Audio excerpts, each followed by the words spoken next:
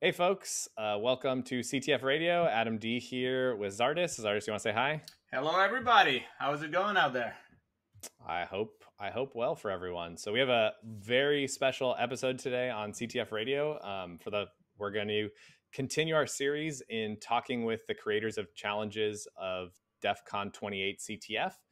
And so today we're going to be jumping into what seemed to be a little bit of a fan favorite of ropship AI. And in addition to that, we don't just have the organizer, Antonio Bianchi, here with us, which is going to be great. But we also have three players from PPP who will remain anonymous until we introduce them. So you can wait for that beautiful, beautiful reveal. And that way they can tell what it was like from the player's perspective. And so, Jan, I think this will be a super fun way for people to kind of get inside the heads of both organizers and players. Yeah, absolutely. I mean, as you were saying earlier, it's very easy to see when you're spectating a CTF, right? These hacking gods sitting there doing incredible things, but inside most of them are actually human. So that'll be an awesome. Do you have any evidence for those that are not, or just suspicions? Just suspicions for now. Okay, that's good. Yeah, let's leave it at that. We don't want to. One day you'll all sit down at a CTF and there will be a CAPTCHA, and then we'll know. Didn't we do that DEF CON 26? Or no, that's proof of work. That's actually the opposite. Proof of work. Okay. That's nothing to do with CAPTCHA. Yeah, that's gave the machines more of a benefit. So if we in any way accelerated the Skynet evolution, we apologize greatly for that. Exactly. Actually, you know what would be really cool is a CAPTCHA instead of a proof of work. I think that'll go over super well. The community will love it. A CAPTCHA TF. CAPTCHA the flag? No? There you go. Okay, great. Let's get Antonio in here. On the fly, yeah. So Antonio, come on in. So this is Antonio Bianchi. What's your hacker handle, Antonio? Anton00b. Anton00b. Yeah. So does that mean you're a big noob or not a noob? No, I'm a big noob. Okay, good. Yeah, big we're all noob with big problems. Exactly. We're all either noobs at heart, or I think we're noobs in other areas that people are amazing at, right? I think that's something that's really important to keep in mind is you sit me in front of a crypto challenge and I will struggle like a noob who just learned about RSA. So everyone is a little noob sometimes. Yeah, exactly. And in some way. Cool. All right, Antonio. So you created the ropship AI challenge, right? Yeah. So can you try to explain to people, and remember, we're on a podcast, it's an audio medium. What was ropship AI? Okay, so ropship AI was presented at this DEF CON, so a few months ago, and it was kind of the DEF CON 28 CTF. It kind of was, in a sense, the evolution of a previous challenge that was called ropship. So, and in ropship, what you had to do was to write the logic to play a simple game, a very simple game, where some ships, in theory, shoot at each other. But the game is... It looks more like triangles to me. Yes, so triangles, because... use your imagination to consider them as ships. Yes, exactly. We're hackers, not game developers. Exactly. That's the thing we're new at. So, you want to find something. Add it to the list. So in the first in a ropship, you had to write your logic as a rop chain, and so it was kind of challenging because you only had the availability of small gadgets, and you had to chain them together to create some sort of logic that allow you to play the game. So in ropship AI, and before we dive in for ropship, so what kind of a challenge was it, right? Jan and I have talked in the past about the different types of CTF challenges, right? So this was in DEF CON. It was at DEF CON final. It was done as a King of the Hill, and because it's a kind of a natural way to do a competitive game. So since it was a competitive game against the 16. Between among the 16 players for DEF CON finals, so the team scoring the most was the team getting points for a specific round. I see. So it's roughly 5-minute rounds. So to kind of paint a picture, right, we kind of had this arena of this circle in the original ropship. and you had 16 teams, which were each, let's say, wedge-shaped or triangle-shaped, that were started around the circle. And then when the game started, essentially nothing happened, right? So Yes. especially when the challenge was first out, nothing happened, nobody moved. It was a very, very boring game. So what actions were the ships able to do? Yeah, so by implementing a logic, you could shoot, defend. The defend means activating some sort of shield, and then moving. So that was only, and the shield was only on for a certain amount of time, yes, right? It was a yes. fixed. You cannot and then use run it. out for the round. So you cannot use it forever. Yeah. So moving right, moving left, and forward and backward. And so when you say moving, it's rotating. Rotating, actually, right? rotating. Yes. Yeah. So you could rotate counterclockwise and clockwise, or left and right, I guess. So because of this, starboard and port. I don't know. Because of this, at the beginning, you could teams implemented very easy logics in which you just you're just turning right and shooting randomly, and this is enough at the beginning because other teams are just not moving, and so you're scoring. And then you can try to implement more sophisticated things like activating the shield when someone is about to hit you, or trying to evade, or trying to move. And so then this for this original ropship, right? So the kind of concept was that you had this notion of essentially, can you describe how they program this logic? Because I think that may help people try to understand, because it sounds, from what you're saying, very easy. Like, I can play, I've played DOS games where you turn and shoot even on my TI-83 calculator. Yeah, so the game was easy, but the way in which you were supposed to program this logic was not easy at all, because you had to program this logic by writing a ROP chain. So by basically chaining together very small instructions, so 3 bytes instructions. You basically had access to 3 bytes instructions, and that you could chain together as you wanted. And you could, so for instance, implementing some logic that was reading from a memory location where an enemy was, and then based on these was shooting or turning right. But doing this only by concatenating 3 bytes instructions, it's very hard. And so then, Jan, can you kind of tie in? So what does like a ROP payload have to do with security? Like, where's the security tie in here? Sure. So in a typical exploitation phase, right, you might overflow the some sort of a buffer on what is called the program stack. It's a piece of memory that holds the history of what functions you've been executing. If you have a program that has a hello world function that will print hello world, and that function calls the actual print function to print it, on the stack you track, okay, we started out in the hello function, and then we're going into the world function. So kind of like breadcrumbs. It's like a trail of breadcrumbs that you can follow back to when you're done printing to do whatever the next thing you want to print is. And what a common class of vulnerabilities called the stack buffer overflow does is overwrite that trail of breadcrumbs and replace it with a trail of breadcrumbs controlled by the attacker.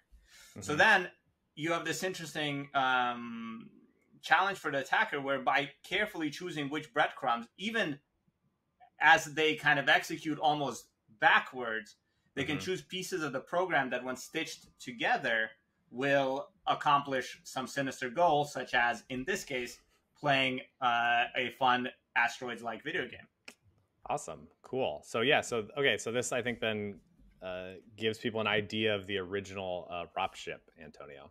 Yes. Do you have anything more to say about the original? In fact, maybe some of our players will have played the original, and they could also talk about that. Yeah, that's a good idea. Yeah, why don't we bring in our fantastic special guests? So everyone, we're super happy today to have 3 people from the legendary hacking team PPP. We have Jay, Corwin, and Matt, who all have handles that'll probably get used somehow throughout here. So say hello, everyone.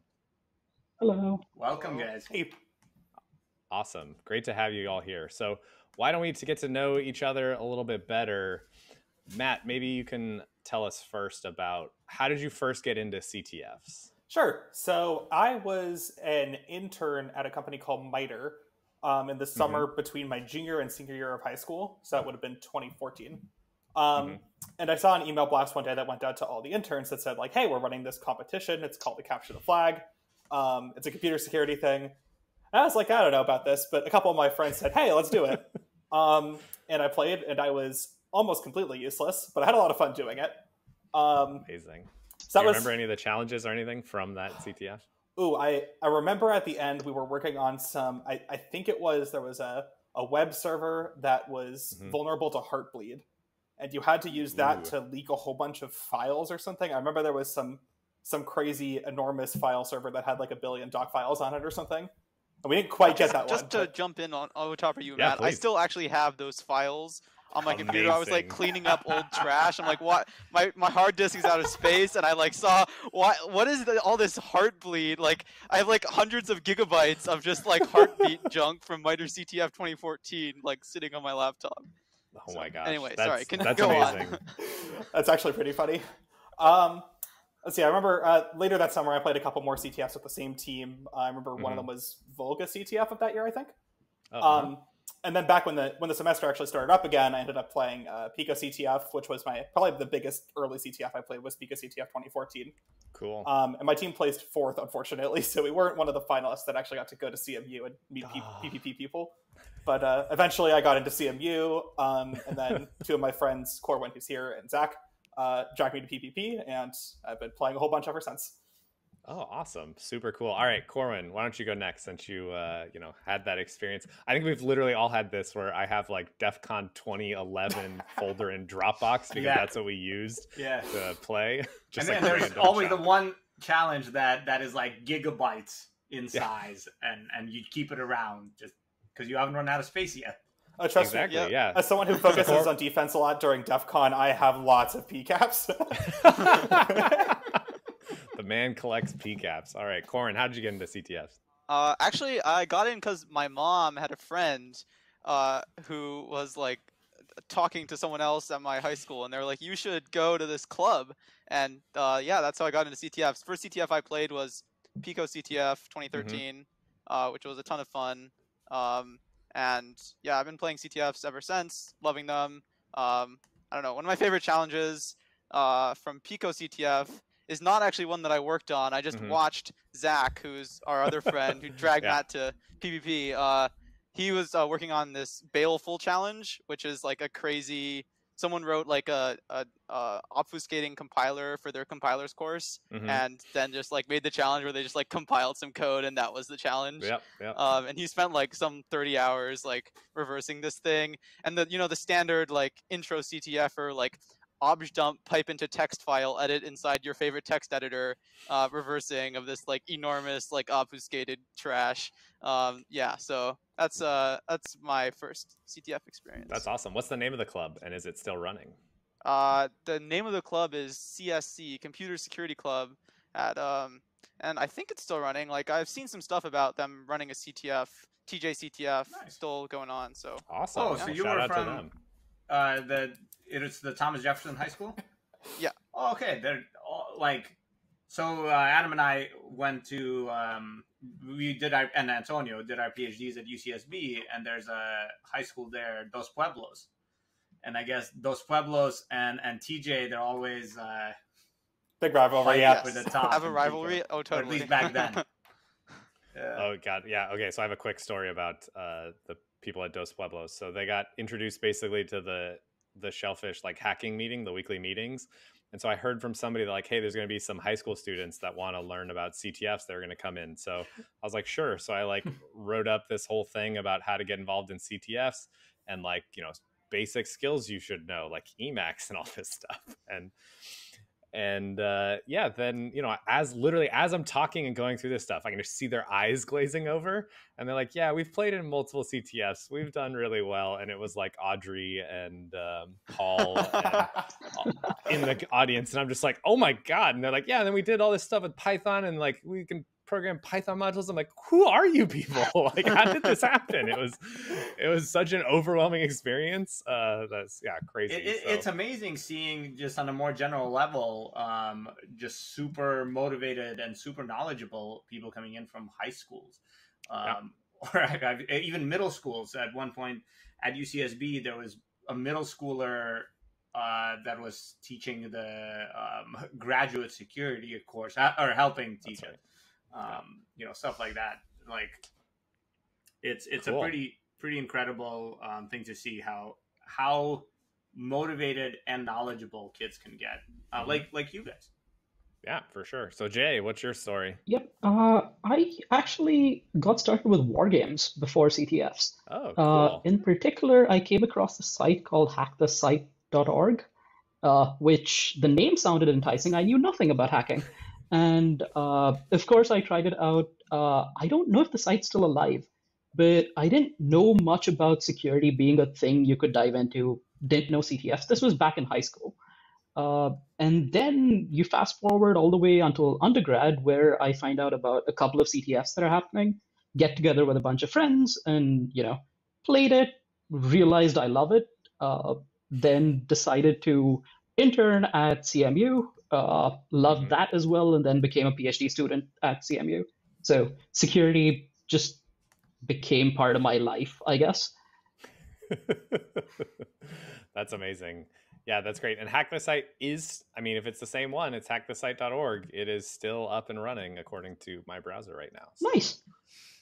Yeah, shout out to them. Yeah, that's amazing. I'm Jan and I are similar, like in the sense that the whole reason I did my PhD in security and at Santa Barbara was because of CTFs. Like, I would have graduated, gone to industry, and never gone into academia at all if it wasn't for CTFs. So cool. Yeah, this is amazing. I love hearing about the different stories and about different ways that people can get in there. So cool. So maybe we can jump back into ropship, but before we go back to ropship AI.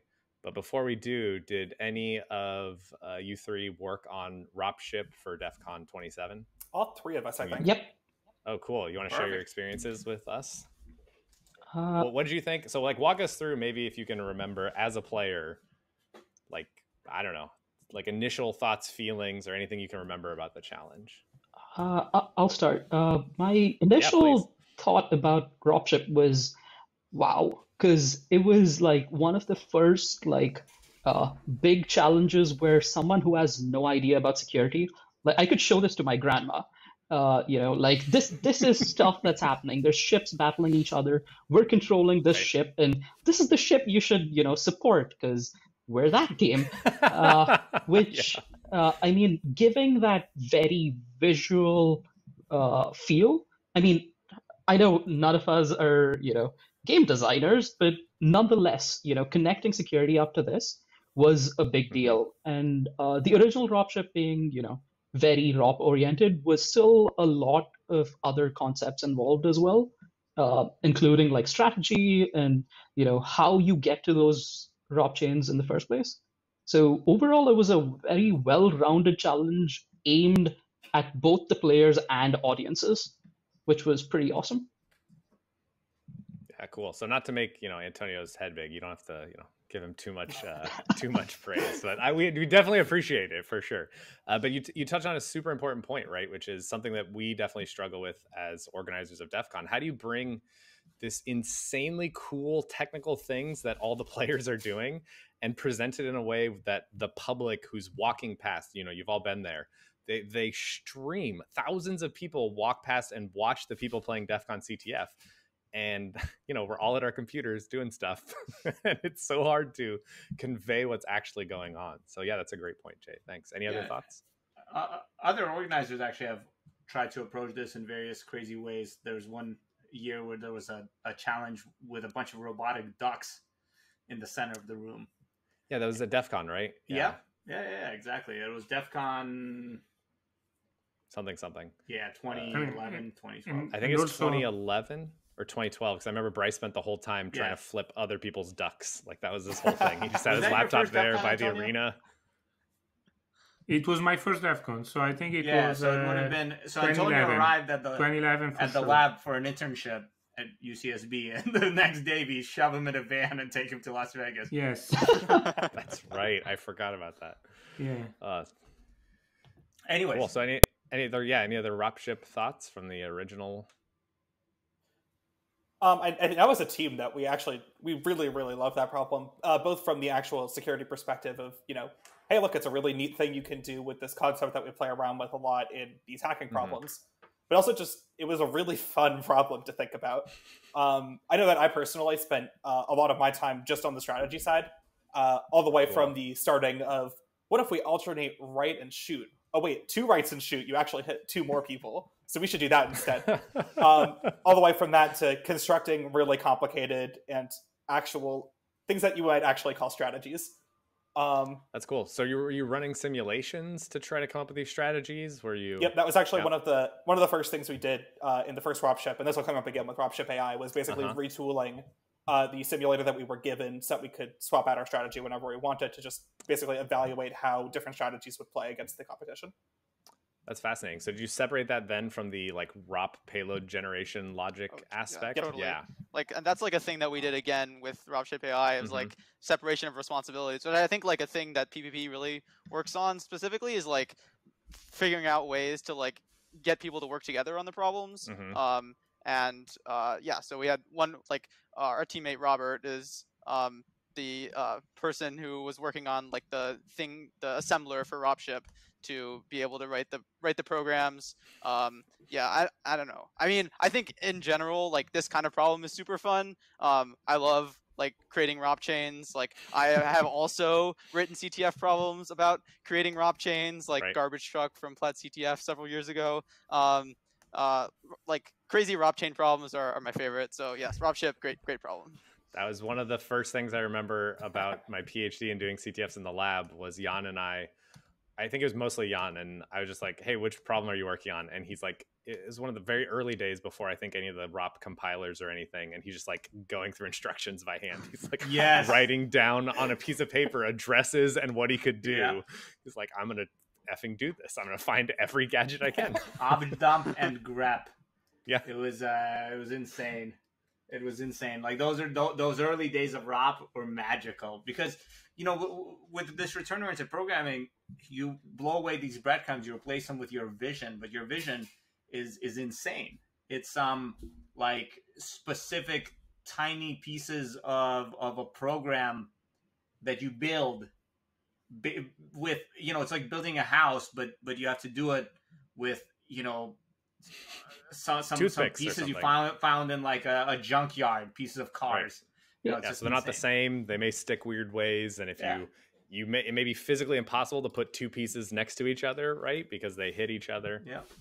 I think the first time you successfully ROP, it feels like learning to program for the first time all over again. The first time you printed Hello World, that's what it feels like a second time when you ROP successfully for the first time.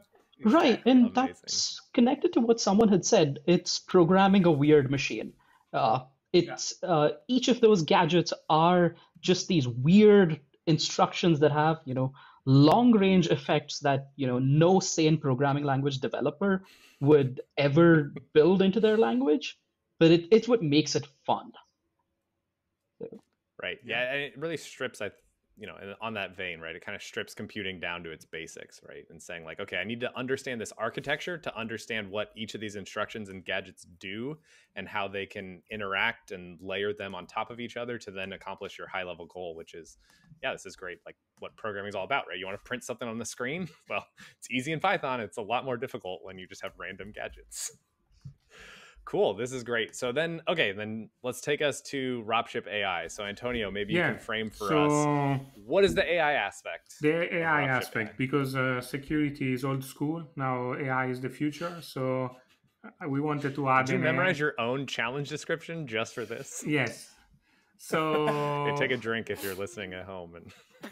And So instead of in ropship AI, instead of programming this logic through a ROP chain, you had to provide weights defining the structure of a neural network, and the neural network then had to play the game. So this was the AI component. However, the neural network you could program was very limited. I think it was maximum 2 nodes as the internal layer. So it was extremely limited. So you could not really write a reasonable AI. You could manually write some logic that was kind of working, but you could not write a real AI as maybe okay, the so AI. you brought in, like you said, right? So, security is dead, AI is the future, which is, a joke, but at the same time, people actually believe that. So, trying to demonstrate that kind of get. So what was your, let's say, goal with the, with the challenge? I guess why make that twist? Is it just you were so lazy you couldn't come up with no, another idea? because then in reality there was a security problem in the challenge that you could exploit to be able to program a much larger AI. And so by exploiting... And when you say larger, you mean like larger neural networks? Larger neural network, yes. Larger neural network that could allow you to implement more sophisticated strategies, or could allow you even to use standard machine learning techniques to learn your logic. So my goal was to do something that was kind of a mix of security and then AI. And so the idea I had was to do an AI challenge in which you had to exploit some security problem to really unleash the full AI power, in a sense. So you have to leverage your security expertise to be able to leverage like the AI machine learning aspect, right? So you have to use that as a lever to give you more capabilities in this other space, which then allows you probably for more complicated strategies. And then kind of the thematic thing, right, is that security thing you have to leverage was ROP in some small way. That depends. That's complicated because the intended one. There were multiple bugs. There were at least 2 bugs. One was the intended one. Let's say this: all the bugs were intended, but I was sure that one could be exploited, and the other one I didn't know it could be. I didn't know it was possible to exploit it. But most of the teams used the other one, except one team that used what I was thinking about initially. So, but anyway, I wanted, so this was not a challenge in which there was a single way to solve it, because the AI, you could do it in multiple ways. The memory corruption, the security, you could do it in multiple ways. You could even just trying to make your limited AI, so without using the security exploit, you could still implement a not completely stupid logic that could win against a team not doing anything. And I think some teams at the beginning, they started by implementing an easy logic and limited logic, and then other teams at some point, some team maybe figure out the trick that you could implement as much smarter logic, and so this was again very useful for a challenge that was applied in a King of the Hill context. And especially there was a pause in the challenge. People in theory went to sleep, or at least the game was paused. Probably people didn't go to sleep between shifts. We talked about that before, that we had to run different shifts. That was all insane for everyone, and I'm sure everyone loved it equally. I think Zach says 17-hour days, which was a good way of phrasing that as that monstrosity. But yeah, okay, so that's great. So then to paint the picture, right? So the game itself was almost identical, but if I remember correctly, there was one big difference. Yeah, there was some difference. It was slightly harder because there was a internal circle where that. Yeah. So you could not just like a barrier in the middle. So what was that, Jan? You couldn't shoot everybody from your initial position. Yeah. You had to actually intelligently fly around. Right, you couldn't just spin and keep shooting and expect to kill everyone. You could probably kill some people, but not everyone. So yeah, so that was the minor, let's say, game on the game level change, and then you had basically, in some sense, a very different way of encoding this logic, right? Yes, definitely different, but yeah, I don't know. So another big change actually was the logic was forced to be stateless, in that Yeah. you could not maintain time, which is something Yes. that existed in the original ropship, which our team ended up using to come up with these what we call static strategies, where we aren't really reading information about the state of the world. However, through our simulations and these tools that we talked about that were built up, we could simulate and figure out the best static strategy. For example, turn 3 right and then shoot once, and things of that nature, which wasn't possible in this, which threw another wrench into how we had to work towards solving this challenge.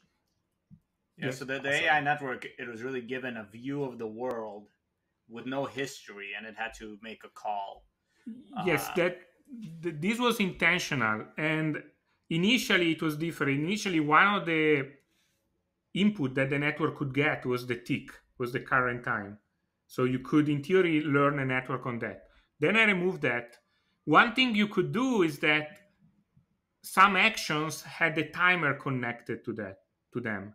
So, like if you were shooting, there was a timer about the time remaining until you can shoot again. And so, in theory, you could use these internal timers to train a network so that was reacting to certain states of these timers. Awesome. And Cool. I don't So know if let's any then team go- did it, but well, maybe we can find out. So let's then go to game time. So when was this released? So we had 4 shifts during DEF CON 28 CTF. So They anyone released recall it, when it was if I released? remember correctly, Late shift shift 2, 2. right, Antonio? Late shift 2? Mid to So late. probably around the Yes. middle, I think, with roughly 4 hours to go, I think was the Yeah. I think plan. it replaced Casino, which we'll talk about in a different episode.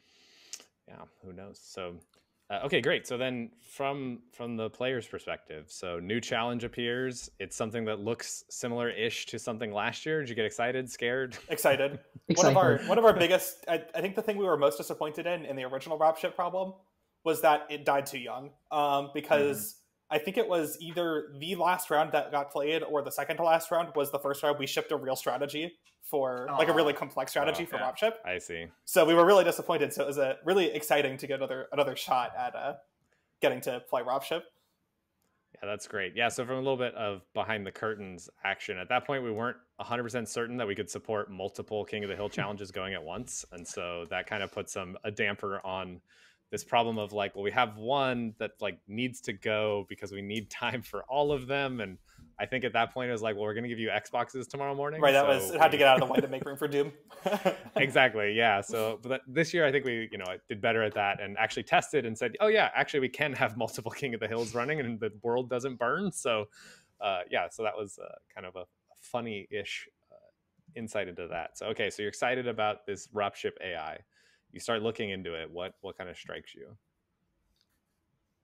I mean, I think everyone just like started reversing, and everyone was like, "Oh, we got to deploy our best strategies from last year. Now we have this great strategy called Baby Shark, and we want to deploy Baby Shark as soon as possible." I think one of our teammates just like figured out the system and like super quickly hacked up like a little tiny neural net that was like able to fit in the non-roppable part, and just like threw it out there, like the spin and shoot classic strategy that we employed at the beginning of ropship last year. Right. And I mean that we started scoring like pretty quickly from that, but then everyone was like reversing, trying to figure out what are we actually trying to do? Like, is there a bug? Continued from there. Yeah. Yeah, getting early rounds was something that we focused really heavily on because we knew both from other King of the Hill problems and from last year that it's really easy to win early rounds because the bar isn't very high because not a lot of people have made a lot of progress yet. So that was definitely one of the things we focused first on was basically retooling the simulator so that we could use it to test new strategies, and then just finding the most basic strategy, which if memory serves, I believe the strategy we used first was something like if we just made a really basic neural net that used the two node hidden layer that was basically just encoding if you can fire, otherwise turn right. and we could see that, of course, in the visualization, that the first thing that happens is teams start spinning and firing. And yeah, you guys were super fast at that, and which is actually a big differentiator that you see between kind of the sorting of the scoreboard, right? Is teams realizing where they can grab points fast and then keep going, especially on these King of the Hills, like you said. Right, because the bar gets set based on everyone else, right? Exactly. So at the beginning, especially literally with something like this ropship AI, everyone's literally at the bottom doing nothing, right? So if you can just do something slightly better and just kill one person, you're sitting pretty, right? Until everyone else catches up, and then you have that kind of arms race over time. So yeah, that's a great way thinking about the metagame aspect, right? Of how to, snag as many points as possible. That's fantastic. Yeah. So what then? You got your minimal network. Yeah. So, and I guess the other question, sorry if I go ahead. I can jump in. So did you worry at all about anybody trying to steal that logic? I mean, it sounds very basic logic, right? If you can shoot, shoot, otherwise move right. Did you worry that people would see the visualization and then steal that basic strategy? I'd say not particularly. I know that one of the big things that a lot of teams did last year was it was really easy to copy each other. I think maybe it was something was public, or it was because you could see the readout from every round. So if you had a static strategy like we were talking about earlier, I know a lot of teams were just playing, we'll take the best static strategy from the previous round and use it. And that was actually returning really, really good results. I seem to recall talking to someone who said that they were winning like maybe 1 in every 4 rounds just doing that. Someone else's strategy. Yeah. I remember that fantastic where they just started just turning right and just going around the edge and just shooting. Going around the outside. Because that's where everyone was. Yeah, I loved that, watching those. That's so cool. Yeah, watching the evolution of it was really cool. But we figured that because everybody had the same knowledge as we did from how it went last year, everyone more or less knew that turn and shoot was going to be a good early strategy. So just getting it out as fast as possible was pretty much our top concern at that point. That's cool. Awesome. So then what other strategies did you kind of explore from there? Somebody eventually found this vulnerability, right, that you could leverage for greater AI. So fairly early on, I think one of our other teammates, Robert, figures out the ROP and, has started working on making our neural net larger. At which point, within our team, we decide, we're going to split up work into figuring out how we can train up the network, figuring out what kinds of strategies can we encode and use that to train the net. Trying to design the tools such that we can, test out different strategies against each other and stuff. At which point we do get into training then. Which was hours and hours and hours of pain, because training a net up for this was surprisingly hard. Do any of you want to jump in with why? Sure. I mean, I think like Matt started off with getting a really good setup so that we could actually test things. So maybe Matt can talk a little bit more about that in a second. But our other teammate Zach was pulling up TensorFlow, trying to get training, and then we were Matt and Zach and I were all sitting at a table together in Pittsburgh, and we're yelling at each other hey, when's the new training data ready? Here, let me ship you this training data. And so I was working on writing some high complex Python strategies that would be super good to generate the training data. And Zach constantly asking for more data, and he's this strategy's so bad, I need more data, what's happening? Yeah, Matt, you want to talk a little bit? Do you still have all those files on your system?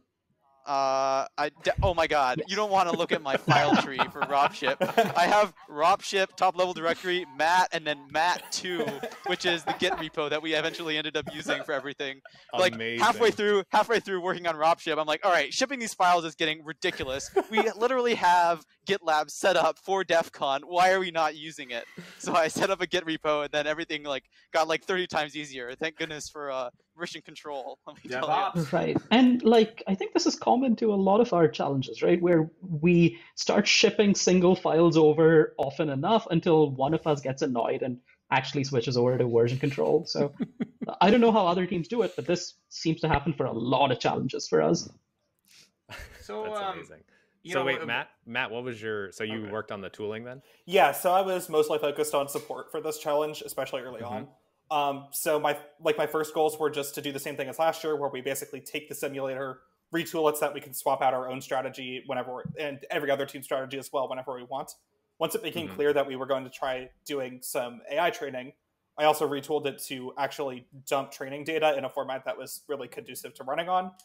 So that it basically involved our strategy there was we basically hand-coded a strategy that we thought we would like. So we took a version, I think it was actually a version of Baby Shark. And we were saying, okay, we're going to try and teach it how to be Baby Shark. Rather than teach it to do well, we teach it to be a specific thing. So all of our training data was just, here's the current state, and then the correct output is what would Baby Shark do. So basically, I just wrote some tools to basically dump entire games at once, or you could set the state for various ships so we could get new training data. And swap out all the other ships' strategies as well. So that was a lot of my early work. So interestingly, this is very similar to how we trained our reference solution, right? Do you want to talk about that, Antonio?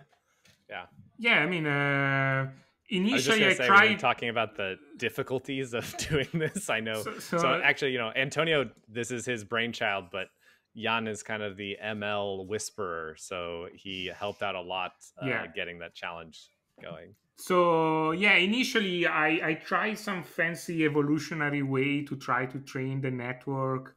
It didn't really work out. So at the end I implemented some logic in Python, and then we train a network to learn that logic. And Jan helped me out with the training.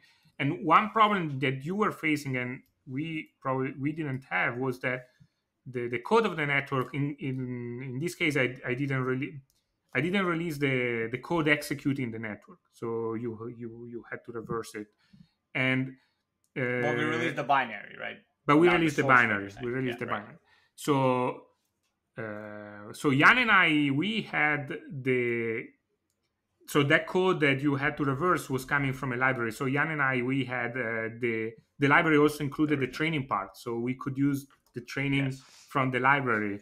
So the way that I guess either did you figure out the library, because the library is available online, so you could have just figured it out, or you wrote modified it a lot to fit it into Antonio's strict requirements for security in that challenge. So there's a library. Do you want to talk about that? Because I think that was the funniest thing watching the development of this challenge from afar. Is insane. I like Antonio told me, Jan, you can't use memcopy. Fine, I'll implement memcopy, and then my best part, Jan, you can't use floating points. Oh no, you can't use doubles. Doubles. Doubles are a problem. I changed it to floats, and nothing works anymore. So the library specifically, we needed a very small, no dependencies, no whatever fancy stuff neural network library. There's one called GenANN.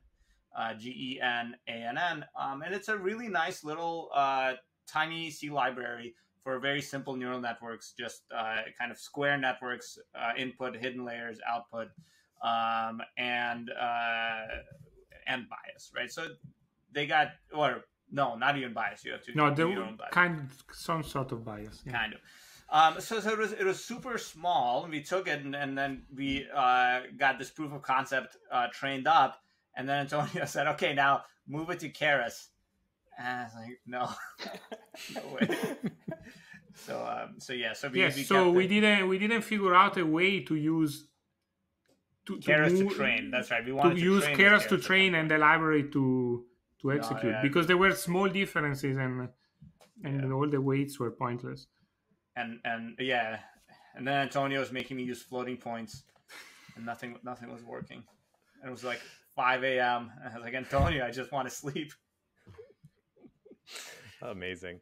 Cool. So then are you doing the bulk of this, let's say, in between shifts, or is when did you have the kind of nice strategies going where you'd exploited the service to get more neural network weights? So we had more neural net weights pretty early on. But even until the end of or at least approaching the end of the night shift after things shut down, we still didn't really have training working too well. So and then we have what we call the big boy bug, which was really, really annoying. Because I think it was. So, I mean, yeah, like literally Zach and I sitting next to each other for like 4 hours straight, like yelling at each other, like, why is this not working? Like, we're this is like after Matt has already written the compiler. Like we're not training anymore. Like we abandoned that approach. Matt can talk about like how he wrote the compiler in a little bit, but basically like we have some neural net strategies that we want to use, and we're like trying to like turn them. So like Robert wrote this script and I wrote this thing that like takes outputs from our compiler and like formulates them for Robert's script, and we're like turning them into like ready to go neural nets, and it's not working, and we cannot figure out why. 4 hours, we're like trying to use GDB to like look at the outputs of every single step of the neural net computation. Like, did we screw up on our outputting the weights? Like, did we screw up on, so like we like step through an entire neural net computation in GDB, just like one node at a time, and like everything is correct, and we cannot figure out what's going on, and at the end we see that like so we got the right output. And this was about the time when I had basically kind of started rewriting the TensorFlow trainer thing from scratch, because when you realize things aren't working, one way to fix everything is to just redo from scratch. And in the middle of redoing this from scratch, I decided to pick up the indices, which was like the outputs were these one hot encoded versions, and the index from that to the actual move, up, down, left, right, attack, shield, and so on. And the letters there seemed wrong. Like it just seemed the wrong order when I read it. And suddenly I was like, dude, wait, hold on. Everyone stop talking for a second. What are the letters supposed to be? And yes, that was like 4-5 hours of our lives that we spent on a permutation of letters. I am 99% sure I got that permutation from someone else, but I will accept blame for that problem because it was me who pushed it out to everyone. Hey, we've all been there, but you may have been playing the most beautiful game, just your controls were messed up. Right? That's right. Exactly. Like we have no idea if the neural net trading like actually worked, because the neural net trading was just like outputting the wrong values. So when it like tried to move, it was just doing the wrong thing.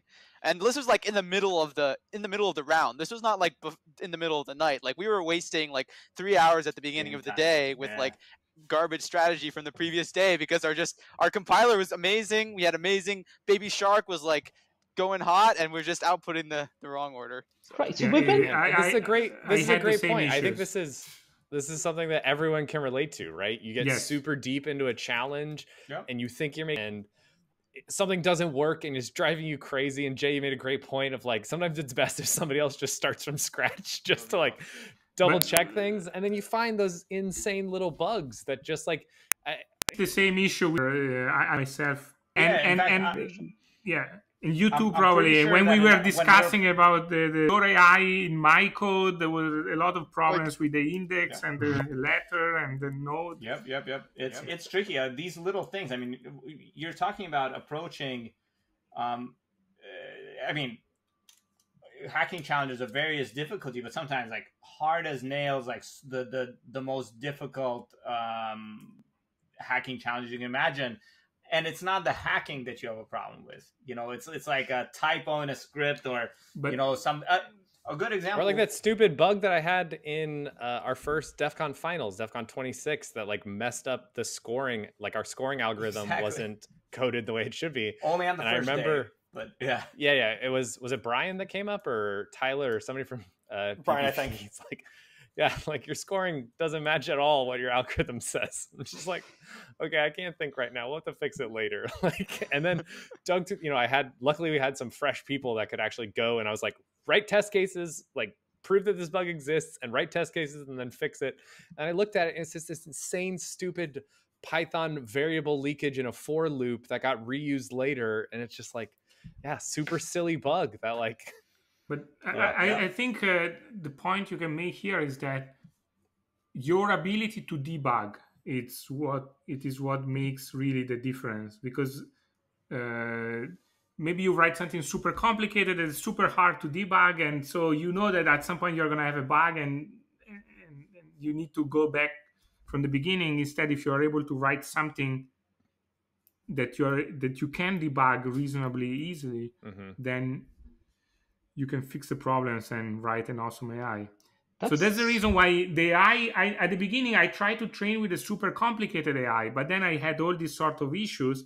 And so then I trained with a very easy AI that was very predictable from a human, so that I could really know if the AI was working correctly or not. Because AIs are intrinsically something hard to debug now, because you don't really know what they're learning.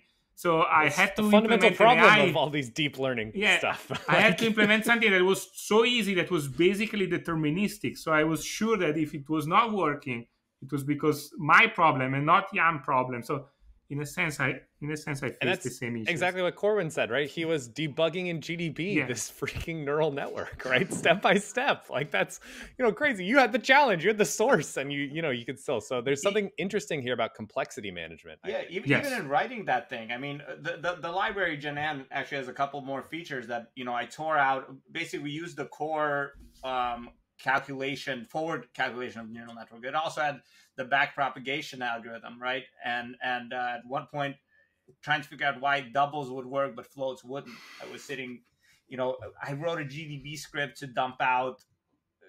It was awful. So it's these little things, right? No, this is great, and I appreciate you guys, talking about that, because I think that's something that's pretty easy. From the outside, nobody ever sees that, right? So they don't really realize that, and so it happens literally everywhere to everyone. So I think normalizing that is great. So then, how did your strategy evolve towards maybe the end game? So I think one of the things that Antonio mentioned, which was the determinism part, trying to make the AI training a bit more deterministic and understanding what's going on, is where our compiler approach came up, which is Matt's creation. Matt, do you want to talk about it? Yeah. So sure. I guess I'll tell us a little story. So the end of shift 2, shift 3, shift 2, one of those, whatever. It's like 2 a.m. now. I slept through most of shift 2, so I got up at about 9. So I'm pretty tired at this point. We basically divvy up tasks for the night. Some people are going to work on trying to train a neural net. My job was I was going to work on trying to make a small neural net that basically just encoded a subset of our strategy that we call Baby Shark. So this was basically just a subset that was like turn towards the nearest person and shoot if we're facing them and they're not shielding, or something really similar to that. So my job was just to write a really small neural net so that if everything else fell apart, we had something to deploy in the morning. Mm-hmm. So I went ahead and I did that. And I was thinking there's a lot of really nice primitives that you could try to derive from this. You could, I'm basically implementing numerical comparison here. And along the way, I figured out that, if we, digital logic is basically just analog logic where you have pushed everything to the extremes. So if we just take a neural net where we, are combining things, we end up with a weight that gets run through this, this activation function. So it's a number between 0 and 1. And if we just multiply all of our edge weights by 100,000, suddenly everything's pushed to the extremes and you end up with a 0 or a 1, which is, as digital logic, that's exactly what you want. So I was like, you could probably do a lot of really interesting things with this. And so my plan had been I was going to sleep from 5 to 8 or 5 to 9:30 just to get a little bit of sleep in before the next day. Right before I was going to go to bed, I was like, I'm really excited to try this. And if I don't do it now, it's not getting done. Oh, that's the worst. The worst and the best when you're so ready to go to bed. Oh, man. All right. Go. Your mind is running. So at 5 a.m., I sit down and I'm like, I'm going to write a compiler. So basically what I did was I worked out a grammar, which was basically you had expressions which were either one of the inputs to the network or a scalar times an expression or two expressions added together. You could take those. You could combine them together. Basically, you could compare those. So you could say greater than or less than. And then you could do a logical not and an or on top of those. And then in the end, you output one of the 7 options, move forward, move back, left, right, shoot, shield, or wait. So I was like, okay, it looks like if we build digital logic, we should be able to do this as long as we keep our resulting net small enough at the end. And Corwin could talk a lot about optimizing later because that was something we ran into. But basically, I just sat down and I banged something out, and at about 8 o'clock, I had something that seemed to be roughly working. Basically, it was at a point where I could produce a neural net and I could look at it manually and I could trace it by hand and say, yes, this is doing what it's reporting that it's supposed to be doing. And that was really exciting. And obviously, I am dead tired at this point. But this is about when the fires started, about having our outputs in the wrong order. So now we're all like kind of dividing our attention between we need to like actually use this to build a cool strategy, but also we need to make it actually work. Yeah, I think this is, and then it's at about this time that we finally figure out what's going wrong.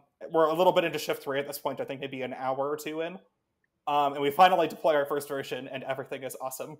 It's at that point that we actually get to start working on improving our strategies. And Jay and Corwin could talk a lot more about that because it was, I think about 4 hours in that the node problem got released. And being one of our web-focused people on the team, I had to jump ship to go to that one. Nice. Right.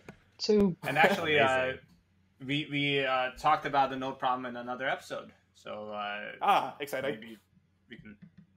It'll be interesting to see what you think about that process. Yeah, anyways, yell at Alex, exactly. through your podcast app. Cool. So then jumping to strategies then. Optimizing this thing. Please. Right. So now that we have a compiler, and even without the compiler, like originally when we were building strategies, because we were, as we've mentioned before, we'd kind of split up the work, and I was focusing a lot on strategy design and trying to make it easier to build better strategies and also trying to build better strategies. And we've kind of referenced this baby shark strategy a lot. So let's talk a little bit about what baby shark is. Are you going to sing for us? Sorry? Are you going to sing for us? No. No? Sorry. Okay. I was just wondering if anybody was going to do it. I don't actually. All my friends have kids. They love that song. So I just thought somebody would do it. All right, go ahead. I'm not going to make you sing for sure. So Baby Shark was a strategy that was originally created for ropship, the first ropship. And the core idea of the strategy was you aim at things, walk towards them so that you're in reasonably nice distance. You're not too close, you're not too far, and then you shoot. If someone's shooting at you, you shield. It's basically a really, really simple, quote unquote, obvious strategy. However, what's really fun is how it behaves, which I believe is also what led to its name, or was in the name was in, I forget which direction the inspiration was from, but it has this behavior where it ends up creeping up to an opponent, and if it's not yet able to shoot, it almost acts like it's lunged towards the opponent and then backed away for a while. I remember watching this on screen. You deployed it for one round last year, or was it? Yes, this was at the end of last year. We'd finally got active strategy is working. I remember seeing a lunge. Right. That's cool. So the lunge was basically Baby Shark V1. And there's this really important thing about AI, right? You want a good AI, you have to come up with good names. So Baby Shark is an important milestone in AI. And then as Baby Shark evolved, of course, version numbering and so on, major, minor numbers. But then it evolved into a new strategy called Spoderman, which was a fun little strategy that worked really well once Baby Shark wasn't doing too well anymore. Other teams had learned from that. And this is still ropship or ropship AI? This is ropship AI. In ropship, we had only gotten until Baby Shark, and the challenge was retired. For ropship AI, we went to Baby Shark, we went to Spoderman, multiple versions of Spoderman, at which point we switch over to Birdie McBirdface at basically the end of the just before the challenge was retired, because teams had caught up to how Spoderman was doing, and we had to fight back with Birdie McBirdface. And what were the differences between those again? Right. So Baby Shark, as I mentioned, was this lunging behavior. Spoderman, on the other hand, was a very weird AI in that it had also learned to walk away from bullets and try to behave a little randomly. So bringing in randomness into any of these AIs was hard because we didn't have a source of randomness. However, if your AI is kind of complex enough and you set up your thresholds badly enough, you can kind of introduce randomness. And this helped, and that was Spoderman. And I mean, I think I remember like the main reason we called it Spoder was like it was Baby Shark, and Baby Shark did this thing where it would like go and it would like try to get in the right distance and then it would stop. And Spoder, instead of like trying to stop, it would just like go back and forth and just like it would try to go in and it'd be like, oh, I'm too close, let me back up. Oh, I'm too far away, let me go in, until it was able to shoot. And then this is why it was just like looked so ridiculous. I think that's why right, the Spoder came it about. had a lot more of that back and forth behavior. And finally, Birdie McBirdface was like a slightly more advanced way of actually trying to work around some of the restrictions of, by the end, if you have still survived, your opponents might actually be on the other side and you cannot see them at all. So trying to aim for the nearest one is kind of difficult. And also, certain strategies work well early on, from what we noticed from other people's strategies. And others worked well if you survived. They were horrible if you, had similar people around you at that time. So it was this logic of trying to figure out if we're early game or not, which was an interesting thing when you don't have a sense of round numbers or time. Right. And also, you cannot see the entire board. As a reminder, this challenge, the inputs you were given was a tiny fraction of the actual game state. You could only see the three nearest people and bullets around you, or triangles or ships. It wasn't people. No people were harmed in the making of this challenge. Well, that we know of. That we know of. Mostly We Antonio. have burned some GPU powers, and I don't know what Jan had to do to make it happen, and Antonio. No, the crazy thing is I spent one night configuring my new GPU and so forth to learn on these tiny little inputs. Yeah. In that little library. But then you didn't use that. Yeah, I didn't use that at all because we moved to the C library. So. Yeah. There we go. So just Zardus's time was spent, let's say. Yeah. I do so that that's a great, lot, Jay. So that's super interesting. So yeah, so then the different, I think maybe there's some Hunger Games parallels of like the strategy at the first part of the game when everybody's there is way different than at the end. And then maybe the fact of changing the geometry of the arena, right, by adding the piece in the middle meant that you had to now do these really complex strategies towards the end. Right. And talking about complex strategies, in fact, turns out the original compiler produced really good code, but it wasn't actually good enough for us to be able, like, it would produce a network that is way too big. If we had any of these complex strategies. One of the good things about Baby Shark, since it's a baby AI, it was kind of small. And once we moved on to Spoder or Birdie McBirdface, they were way more complex, which is at the point at which Corwin jumped in with his optimizer. Do you want to talk about that? Yeah, sure. So, I mean, part of the thing that was so, like, Matt wrote this, it was like his brainchild, it's like an amazing piece of code. Matt's asleep, or Matt's working on Node or something. Matt is not available. And we're trying to make these AIs, and we have this, like, hard limit of 16,000 possible floating point weights. And the fact that, well, it's not, like, I've heard from people after the CTF that maybe 16,000 was not the limit. You could, like, do even more clever stuff to, like, get around that and, like, chain multiple networks, like, on top of each other or something. I don't know. That's something I don't know. That's something I think people found ways to exploit the network even more than what I thought. All right. Initially. Well, send us, send an email to ctfradiooo@gmail.com or hit us up on Twitter and let us know if you were the one who did that and we can maybe talk to you. Yeah.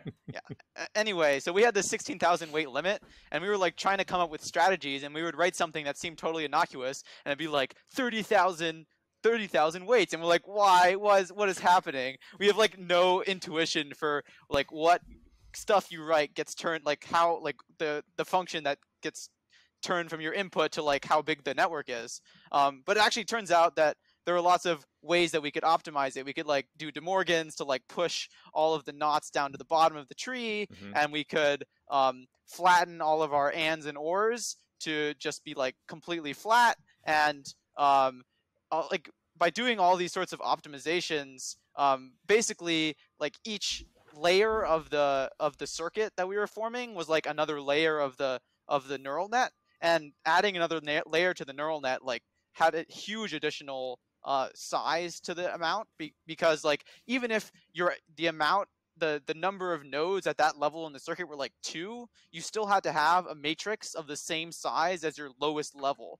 So like adding one additional layer would add like a huge factor to the size of your net.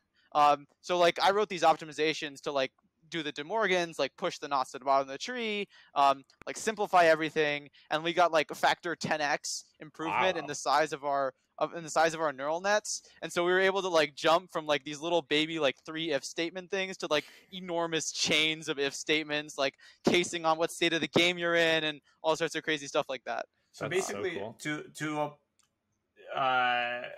play this challenge, you wrote an optimizing discrete logic compiler that produced neural networks. That's insane.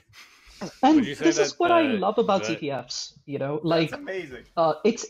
It involves us building these pretty large and complex tools for what is basically just a game, for basically what is just virtual internet points, right? And it is amazing what we can do in a short amount of time. Of course, it's not production ready code, but it shows us that with the right amount of persistence and the right amount of us willing to spend that time and being motivated enough, and the right amount of sleep deprivation as well, which we have to agree, it helps and hurts. Yes, for sure. There's definitely some assistance that sleep deprivation does give you. Yep. It's like the willingness to like throw your head against the problem for a certain amount of time that you would not have if you were like in your normal state of mind. Yep. So that I never got to a like point. Just really crazy. I never got to a point in my story where I went to sleep. That didn't actually happen until I think it was like I think I took a nap for an hour and a half at like 6 p.m. the next day. I was up for like 36 36 or something. It was ridiculous. Yeah, that's like barely a nap, man. At that point, it's just mean to yourself. You're just tasting sleep, but not actually. Well, it got to the point where I was trying to solve Node, and instead I was just falling asleep at my laptop. So, amazing. We've definitely all been there. So I have a quick question. So, were you able to defeat the limitation on the number of layers? Yeah. So you bypassed that. Yeah. So I was unaware that was possible to bypass. So, and I think many teams did not bypass that. So many teams they could make layers up to I think 64 nodes, but they could not have more than 2 layers or whatever. Yeah, Robert wrote this like crazy. It was like amazing. He wrote this thing. I like format everything, plug it in, and it's like spits out like an enormous file of like weights, and it just like runs and it works. And besides the big boy bug we talked about earlier, Robert's code was like great. I mean, we had this another annoying crazy bug where Matt's compiler output matrices where it wasn't uniform size matrices, and so we like had to pad the matrices up to the full size.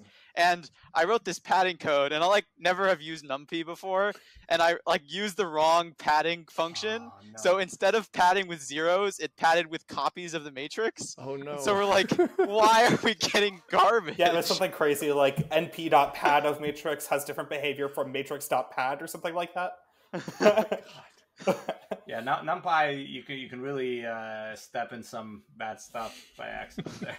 That was actually a good example of just trying again from scratch was the best way to solve it, because we ended up just modifying the compiler itself to output equal size matrices. I just called it a day. There you go. Yeah, fix the problem upstream, and then Yeah, we still have the buggy code. It still will do the wrong thing if the compiler's not good, but fortunately the compiler's good. Question for you. You don't have to commit to anything on stream or anything, but have you thought about releasing this discrete logic neural network compiler? Yes, actually, we're going to do that relatively soon. Corwin and I have been. Corwin and I are supposed to be writing a blog post about it, but we never got around to it. So hopefully that'll be happening in the near future. We Zach should alluded to that in synchronize the his launch post. of this episode with that blog post. That There could we go. be cool. Yeah, that'd be We could great. definitely do that. We'll give it at least some kind of a deadline, right? Yeah. Like we know CTFs act as a forcing function, right? To like force Right, you to exactly. do something, learn something. And so, so, yeah. and one thing that I release all the logics submitted by all the players. So of course, cool. you don't know how they create them, so you don't have all the code, but you can replay all the game and see the evolution of PPP logic or the evolution of other teams and who was the first team moving and so on. That's great. So we'll also link in the show notes. But a one link thing I want to Antonio say has the... Oh, please go ahead. that it could be malware. I don't have any responsibility about those files. There could be anything inside them. Teams submitted crazy stuff, especially at the beginning. They submitted pictures, they submitted health files. So I have no idea what they submitted. So most likely there is malware there. GPL licenses? Is that... No, I think... Different problem. Yeah, that was a different It's a problem. bunch of malware and something. So... Amazing. Yeah, and then there's also a YouTube video that we'll link to that has the entire 2 hours and 42 minutes of playtime of ropship AI, just one after the other. So if you really want to just zone out and get back for into that 3 hours, AI if you want to mindset, watch for 3 hours triangles, that's a good... Did we speed it up? Why? Oh, because the rounds would last less than 5 minutes, right? No, because I'm doing 15 frames per second, and so do the math. Awesome. I mean, some of the things are like hard to watch when you're watching it that fast. Like if you want to see like the intricate details of like when did someone decide to run into the wall and stay there for five seconds. But that is all released, so you can go and download that and run the visualizer and rerun the game. Rerun the entire game. Amazing. Yes, That's so cool. It's all connected in your to hands now. figuring that information out. So this was one of the things we built up via tooling, which was to display much more information than the visualizer would by default show us. So we would get countdowns of how much time someone has to a certain move, what moves they might have done recently, cool. and so on. So as part of the strategy building, getting a lot of information is super, super helpful. And it'd be super fun to actually try out other strategies. Yeah, I'd love to see the files once you have it up. Yeah, it kind of reminds me, what you're talking about was you have these, it's almost like you took a game, right? And you added your own like debug layer to the game, right? To help you understand even just what's going on, right? It's not a cheat or anything. It's just literally helping you understand so that you can see about strategies. Yeah, that's fascinating. Yeah, cool. Well, I think anybody have any other ropship AI thoughts? I think we've plumbed a lot of this depth. So I actually have a question circling back to Antonio. I remember when you joined and decided to, write insane challenges.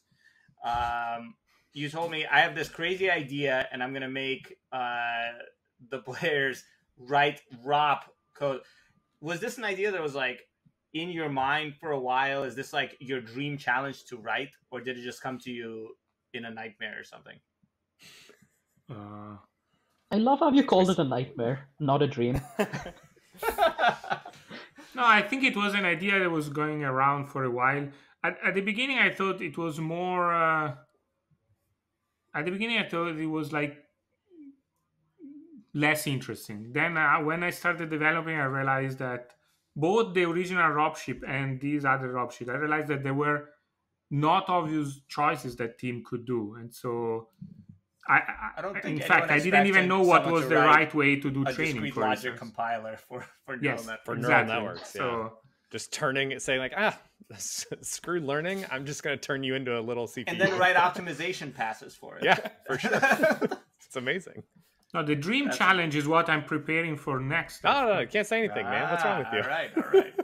The nightmare. It's the one problem with this podcast. We have to be very careful about what we say so people don't try to pick it apart for hints for next year. Awesome.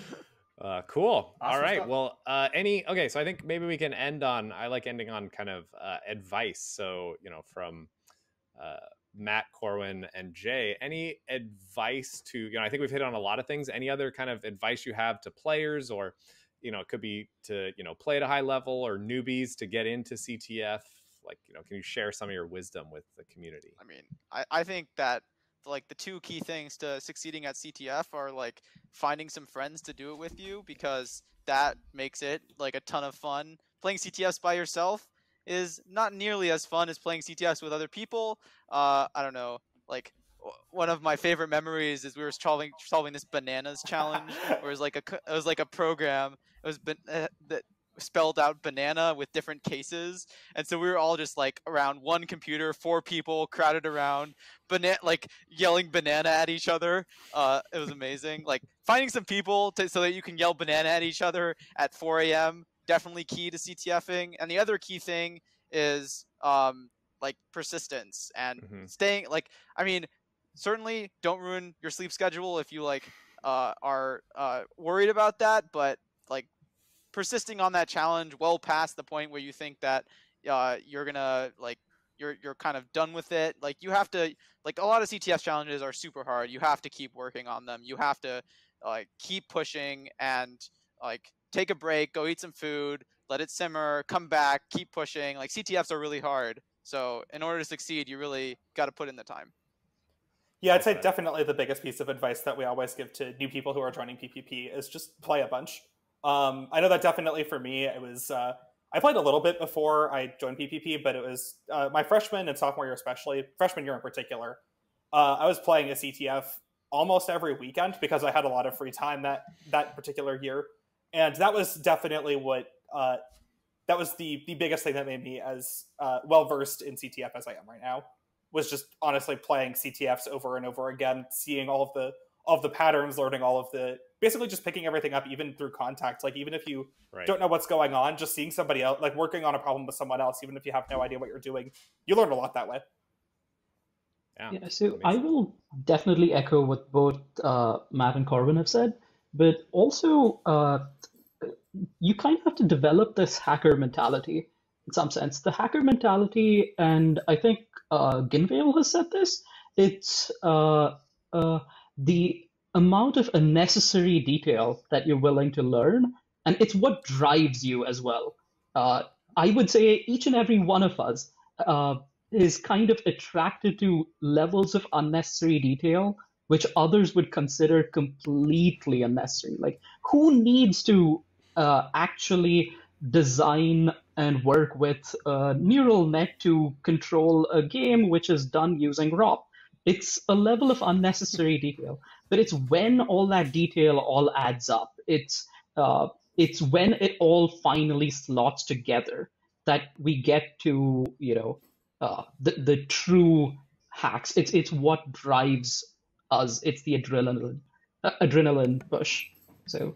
Yeah, and I think that gets back to the original definition of hackers as those folks in I believe it was MIT in the was it the train club that they had, and they were model train enthusiasts, as I remember, and so they found cool ways to make trains do things that trains do. I don't know, I'm not super into trains, but that's where like the term cool hack came from, and like hacker derived from that. And so yeah, I think that's beautifully said. I think we're kind of recreating the step that happens when logic gates become a almost thinking entity, in the same way that we take a look at a bunch of soup of floating point numbers on the neural network, and suddenly it's a video game strategy that someone handcrafted. Exactly. Cool. Well, any of our great guests, do you have anything to plug? Do you want people to follow you on social media, companies to chill for. We're all for it, whatever you want. I mean, it'd be weird if we were all here and we didn't try to plug Plaid CTF. Cool. One of our favorites. It's the CTF that PPP runs every year. Yeah, Corwin, shut off. Yeah, woo. Nice. Yeah, we love running that. 2021, sometime in April probably. We look forward to. Beautiful. I think, And when did speaking Plaid of first Plaid start? Do you guys know? I'd also recommend the smooth taste. No, I'm just kidding. Yeah, exactly. No, I was because I think Jan and I talked about kind of the history of CTFs, and now it's CTF every week. But back then it was like when we started, it was basically DEF CON and ICTF, and there was nothing until I think it was Plaid was one of the first ones where you're like, wait, what? Another team, like a team is hosting a CTF, and like Boston Key Party, and there was like these kind of initial first ones where you're just like, this is amazing, and then it's just like CTF every weekend now. So in an earlier podcast episode, I talked about how CTF we keep pushing the edge of security, right? So it used to be, and I conveyed this story we had where we were approaching like a very like a 500 level pwnable, like in 2010, 2011, something along these lines, and it had ASLR enabled remotely, and we contacted the organizers on IRC and said, hey, I think you misconfigured something because you have ASLR on your pwnable. And they said, oh, sorry about that, and they turned it off. And that was the state of CTF. Plaid CTF, I think it was the first Plaid CTF. I literally stayed up for 48 hours straight. For real. I didn't sleep. It was insane. Toward that, I was having delusions, like the walls were wavy. It was crazy.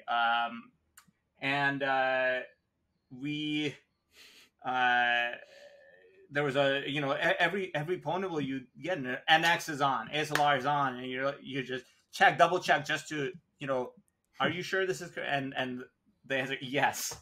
And that was like a shift in instead of CTF as, this is our like introductory concepts and so forth. So this is the cutting edge of security. And directly from that, I think from this sort of shift in the community, we see the modern situation of CTFers going on to pwn to own and et cetera, and the movers and shakers of security. On the other end, now there is, now there is much more information that you can find. And when I started, there was like one website, like that's it, and some weird tutorial. Crazy people shoved you in a van and drove you to Las Vegas. Yeah, exactly. What were you saying, Matt? I was going to say, this leads to another good piece of advice for anyone who's just getting started, which is like, hey, this is actually really hard. CTFs these days tend to pull out all the stops, and the things that were considered really hard 5 to 10 years ago are like the 100 point to 200 point problems today. So like, don't get discouraged if you don't get it at first, because like the bar has just gotten insanely high, especially in the past few years. The bar's gotten high, but also the resources are getting better as well. So definitely there's a lot more that you can find. And one of the other plugs, specifically because the three of us are here, would be the other CTF that PPP is involved with, which is Picoctf. Which is amazing for people who are starting off with CTFs. It's a CTF mostly aimed at high school students. However, it's open for anyone to play. The prizes apply to high school students, of course, but the CTF kind of tends to run throughout the year. Like the challenges are up throughout the year, wargaming style. However, the CTF itself is a more shorter duration each year. So Plaid and Pico, both of which, doesn't matter what experience level at CTFs you are, we've always got something for you. Yeah, I just wanted to add that Pico, like, you can start with having never opened a terminal before, and by the end, you're actually hacking really interesting binaries. So it really is for any skill level. Great. Yeah, I remember, I think when Pico first came out, it was, again, one of those moments where it's like, oh, that's such a good idea, and this is so cool. And like, yeah, it's a great resource to get people in. So it's really nice to see, we have two people here that came into the CTF scene through Picoctf and now are, helping run CTF teams and making insane ropship AI optimizing compilers. Like it's super cool to see. So cool. Antonio, do you want to try to convince anyone to join your PhD program? Yeah, exactly. So I'm a professor at Purdue. So of course I'm always looking for students or even just interns. They want to collaborate and they want to do some research here at Purdue. I guess you can find me on Twitter and send me a DM or send me an email, and I will try to answer to you quickly. Yeah, I think all of us are on Twitter, so please plug those handles. I guess you could put us in the show notes. I will. You can plug it now, though. How can people find you? Cool. I am at J_Foxtrot. That's JAY_F0XTR0T. Perfect. I am. Corwin? Oh, go ahead. Oh, sorry, Matt. I messed that up. Corwin, take it. I'm Corwin. It's pretty easy. Amazing. I am at the Blue Pichu. Awesome. Cool. Well, thanks everyone for joining us today. I'm Adam D. You can find me on Twitter at Adam Dupay. He's Zardus. You can find him on Twitter at Zardus. We're CTF Radio. You can find us online on YouTube and Twitter at CTF Radio with 3 O's. And you can send questions through email at ctfradio@gmail.com. Again, 3 O's and 3 O's. And, maybe we'll use your email and do some questions at some point. So take care and happy hacking. See you, everyone. Bye. See you.